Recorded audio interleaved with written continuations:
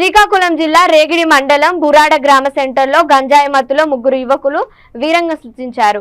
ఒంటరిగా ఉన్న మహిళ ఇంట్లోకి ప్రవేశించారు. మహిళ కేకులు వేయడంతో అక్కడి నుంచి తప్పించుకునే ప్రయత్నం చేశారు.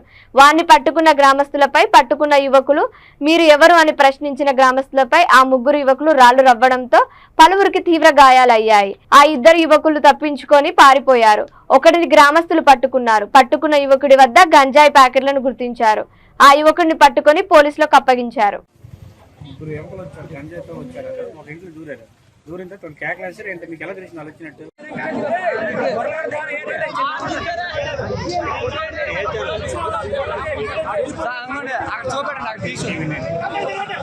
మా పక్కింట్లో ఏంటంటే చిన్న ప్లహారం ఉంది. ఆ ప్లహారం ఏంటి ఏంటంటే మా పక్కింట్లో దూకరించుకుని చెప్తుంది మా చెల్లె ఫ్రాక్చర్ అయింది.